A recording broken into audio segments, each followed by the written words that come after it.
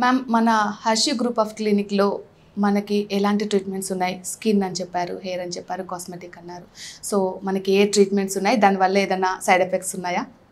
So బేసిక్గా స్కిన్కి వచ్చేసి there are different conditions.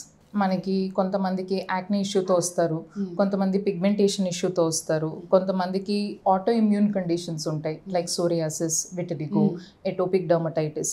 So based on what condition they have మన ట్రీట్మెంట్ లైన్ అనేది మారుతుంది.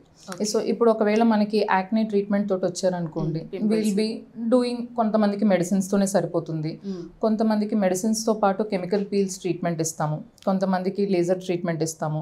అదే కొంతమందికి పిగ్మెంటేషన్ ఇష్యూ ఉంది, సో వాళ్ళకి సేమ్ అలానే కెమికల్ పీల్ ట్రీట్మెంట్ కానీ, లేజర్ టోనింగ్ కానీ, లేదా గ్లూటాథయాన్ ట్రీట్మెంట్స్ కానీ, అట్లా డిఫరెంట్ టైప్స్ ఆఫ్ ట్రీట్మెంట్స్ ఉంటాయి.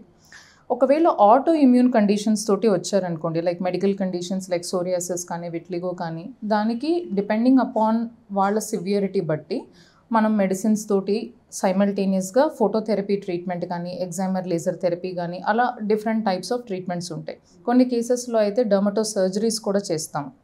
సో ఇవన్నీ స్కిన్కి related issues. No coming to hair conditions, మనకి మ్యాక్సిమం హెయిర్ కండిషన్స్ ఏవైతే ఉంటాయో యూజువల్గా వితౌట్ ఎనీ ఇంటర్వెన్షనే ట్రీట్ చేయొచ్చు.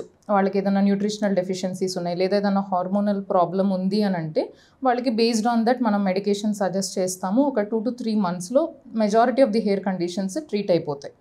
కొన్ని కేసెస్లో వాళ్ళకి జెనెటిక్ కండిషన్స్ ఉంటాయి, like male pattern hair loss, female pattern hair loss. So అలాంటి కండిషన్స్కి ఏంటంటే సమ్ టైమ్స్ మన స్టేజెస్ బట్టి, సివియరిటీ బట్టి మనం ఒక్కోసారి ఇంటర్వెన్షన్ కూడా చేయాల్సి ఉంటుంది. సో వాళ్ళకి పిఆర్పి ట్రీట్మెంట్, లేదా PEP treatment, micro needling, low level laser light therapy, అలా కొన్ని ఇంటర్వెన్షన్స్ సజెస్ట్ చేస్తాం.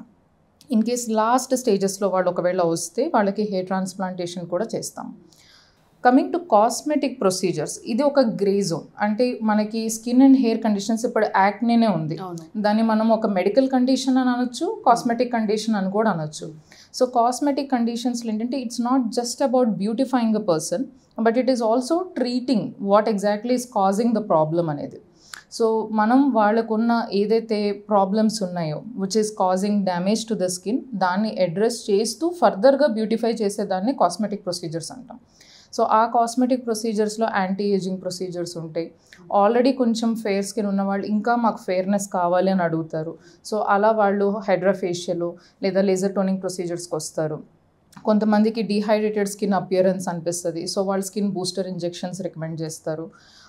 సమ్ టైమ్స్ కొంతమందికి ఏంటంటే వాళ్ళ ఫేషియల్ ఫీచర్స్ నచ్చవు, సో వాళ్ళు కొంచెం ఆగ్మెంటేషన్ అడుగుతారు. అంటే నా నోస్ ఇంకా కొంచెం స్ట్రైట్గా కనిపించాలి, లేదా చిన్ ఇంకా ప్రొట్రూడెడ్గా కనిపించాలి, my face should look more voluminous. So అలా ఫిల్లర్స్కి వెళ్తారు.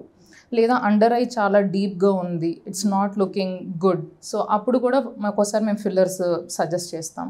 సో ఇవన్నీ ఏంటంటే కోర్ కాస్మెటిక్ ప్రొసీజర్స్ కింద వస్తాయి అన్నమాట.